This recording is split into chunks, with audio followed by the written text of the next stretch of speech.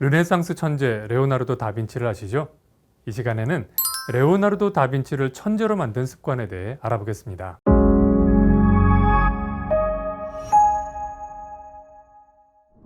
안녕하세요, 김용성입니다. 여러분, 르네상스 천재 레오나르도 다빈치를 아시죠? 이 시간에는 레오나르도 다빈치를 천재로 만든 습관에 대해 알아보겠습니다. 유럽 역사에서 중세라는 시대가 있었죠. 흔히 암흑기라고 불리는데 그만큼 발전이 없고 정체된 시기였습니다. 14세기에 흑사병이 휩쓸고 간 뒤 인구가 크게 줄면서 유럽 사회는 이 중세를 벗어나서 르네상스 시대에 진입하는데요. 이 시기에 유럽인들은 고대 그리스의 문학과 예술을 재발견하면서 인간 그리고 인류의 가능성에 집중하기 시작합니다.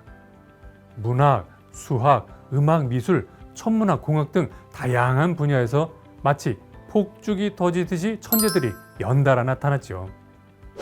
대표적인 르네상스 사람이라고 하면 역시 레오나르도 다빈치를 이야기합니다.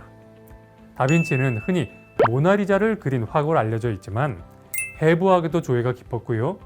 또 당시의 전쟁인 공성전, 즉 성을 공격하는 전투에 사용하는 무기를 제작할 정도로 건축학과 공학에도 뛰어났습니다. 아니, 한 사람이 어떻게 이렇게 다양한 일을 해낼 수 있을까요? 그 비결은 무엇일까요? 관심사가 다양했던 레오나르도 다빈치는 수백 장의 스케치를 남겼지만 정작 완성된 그림은 20편만 남아 있습니다. 그래서 다빈치의 연습작 그 자체가 작품으로 여겨지기도 하는데요. 다빈치가 그린 각종 동물, 인체의 부도, 또 물의 흐름은 현대의 동물학자나 의학자, 그리고 유체공학자가 보아도 감탄할 지경입니다. 많은 학자들은 다빈치의 이런 뛰어난 창작 능력이 그의 놀라운 관찰 능력에 있다 이렇게 평가를 하는데요. 어떻게 해서 다빈치는 남들이 보지 못하는 것을 보고 또 거기에 기반해서 창작을 할 수 있었던 걸까요? 우리에게 다빈치의 관찰 능력을 증명했던 바로 그 스케치가 관찰의 비결입니다. 무엇인가를 기록하려고 하는 사람은 그만큼 집중해서 대상을 관찰하게 되죠.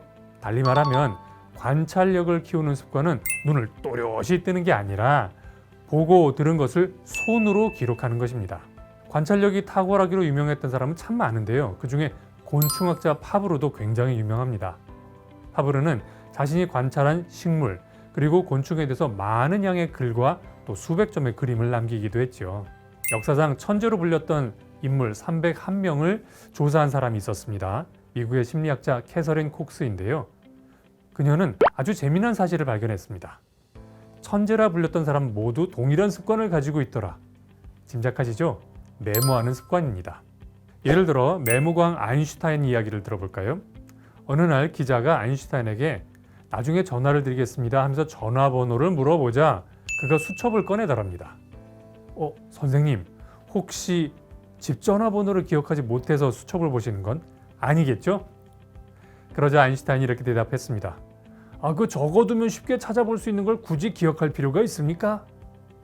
이처럼 그는 기록을 통해서 자신의 두뇌를 효율적으로 그리고 창조적으로 활용한 사람이었죠. 발명왕 에디슨은 또 어떤가요? 평생 3,400여 권의 노트를 작성했는데 500만 장의 메모라고 불리는 그의 기록이 천재 발명왕의 힘이었습니다. 현대를 살아보면요, 우리는 정보의 바다에 빠져 있죠. 인터넷을 매일 접속해 봅니다. 정보가 워낙 많다 보니까 이제는 어디서 본 것 같은데 기억이 나질 않아. 어딘가 한번 봤던 정보를 찾지 못하는 모순에 빠지죠. 여러분, 이럴 때는요, 여러분만의 기록 습관을 만들어 보세요. 기록을 하는 습관은 크게 3가지 방법으로 나눌 수 있습니다. 우리는 다 몸을 가지고 있는 사람이잖아요.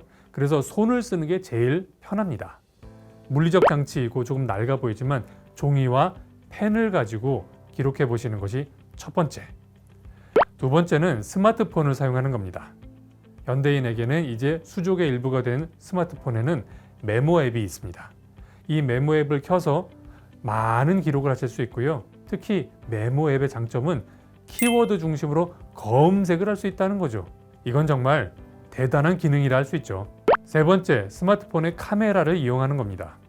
글로는 표현할 수 없는 사진, 동영상, 지도 등 다양한 형태의 정보를 카메라로 기록하는 겁니다. 이처럼 종이와 볼펜 그리고 스마트폰을 적절히 사용하면 우리의 관찰력과 기억력은 크게 늘어나고 그만큼 우리의 일하는 능력도 증가할 것입니다. 여러분, 한 가지 기억해 주세요. 정보를 많이 모아둔다고 해서 우리의 기억력이 또는 창의력이 늘어나는 것은 아닙니다. 주기적으로 내가 기록한 정보를 검토하면서 남길 것과 버릴 것을 구분해야만 정말 알짜배기 정보를 남길 수 있답니다. 여러분, 오늘 다시 한번 여러분의 기록 습관을 돌아보셨으면 좋겠습니다.